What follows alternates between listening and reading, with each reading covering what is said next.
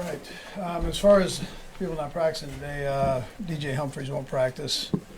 And again, we haven't listed him as out or anything there, so he's we're just going to take it day by day and see how he does. Every day he's gotten a little bit better, so we'll see how all that works. And then it'll be similar to last week. I've got a couple variables that I can do at that spot. Anyways, we look forward to the challenge of playing the Browns.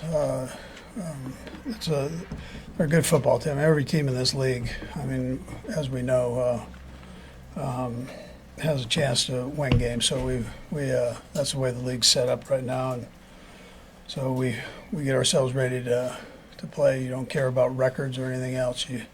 I know they're well coached.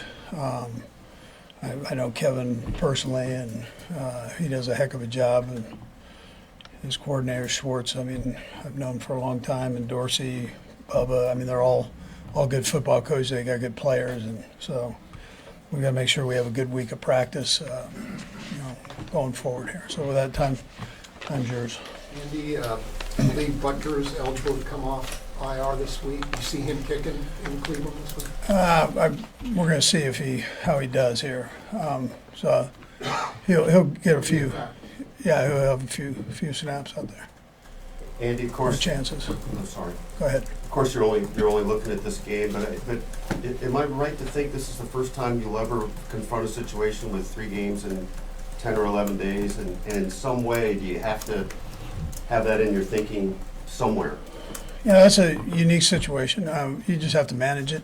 It is what it is. So you make the best of it, and main thing is that you get your guys ready for the game, give them a chance to be ready for the game. They're going to do whatever you present to them. So try to help them out with that.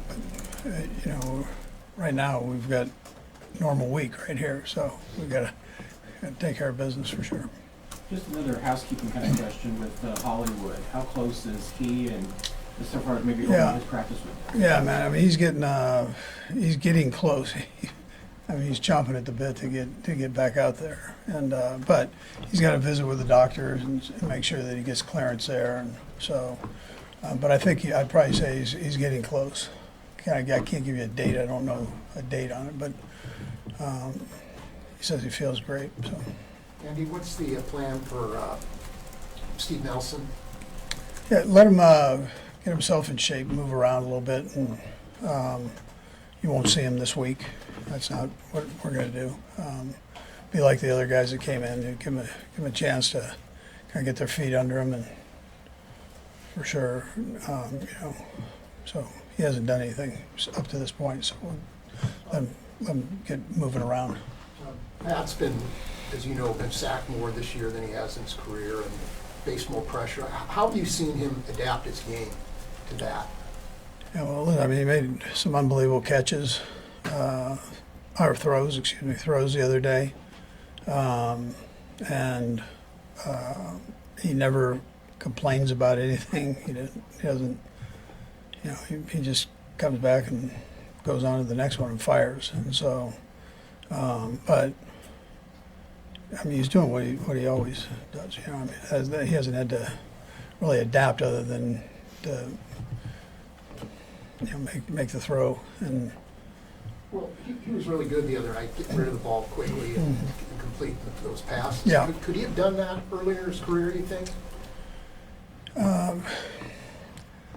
Yeah, I think he could have. Yeah, I mean, we didn't ask him to do a whole lot of that, but we. I think he could have. Yeah. When you guys go back and look at the film, when you grade those things out, do you like this was a coverage deal, this was a line breakdown, this was a ball where maybe Patrick held it too long? I mean, how does that mix go out? Has it been different this year than other years? We look at everything, so for sure, and I mean, he's had a little bit more pressure this year. Listen, he'll tell you, he'll be the first to tell you, they're spread all over the place. Everybody's had a piece of it, me included, calling the plays. So it's, I've got to make sure I adapt to the personnel and what we have and what they do best, and then everybody else has to do their job, and so I think everybody would probably tell you it's spread around, on that. What type of challenge does Miles Garrett present, and I guess how much does that weigh maybe in a tackle decision, when you're trying to figure that out? Yeah, well, I mean, he's really a good player, probably a future Hall of Famer, I'd say. He's a dominant player, and we recognize that and respect that. He's going to show up though, and we're going to show up, and we've got to play well against him, and we have the capability of doing that. That's how I feel. So we just got we respect the heck out of him. Yeah. Andy, when you said Patrick never complains, I wonder if you could, it seems maybe obvious, but I wonder if you could maybe go a little bit deeper on that. Yeah, listen, he gets up and goes. You always see him, give me the next one. I mean, and that's how, just give me another one. I'll make it work here. So he doesn't, he doesn't ever get crazy with that stuff. So he's pretty good about it. Andy, this is a theme this year, but bringing in guys similar to Steven Nelson who didn't have training camp, didn't have obviously a preseason, what have you found that has been sort of the right balance of trying to bring them up to speed as quickly as possible, but obviously not put them actually in more danger, when you play a game? Obviously something you can't determine if something's going to happen with DJ, but obviously we saw, just the tightrope you're walking, I guess. Yeah. Yeah, listen, I mean, you have to listen to everybody and see, and particularly the kid, and see where he's at. And you can kind of get to know him in that period of time and make a judgment on it and go with it.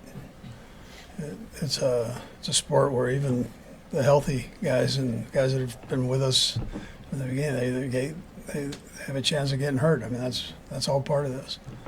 But to answer your question, we just make an evaluation on it with the different information from different people, but particularly the kid. Yeah. Andy, when you pop up the film on the Browns defense, what are kind of the signatures of the Jim Schwartz style? Yeah, aggressive. He's got a really good blitz package. It's extensive, and then they mix it in with zone, so they can play single safety, middle zone, shell. I mean, he's got it all, and he dials them all up.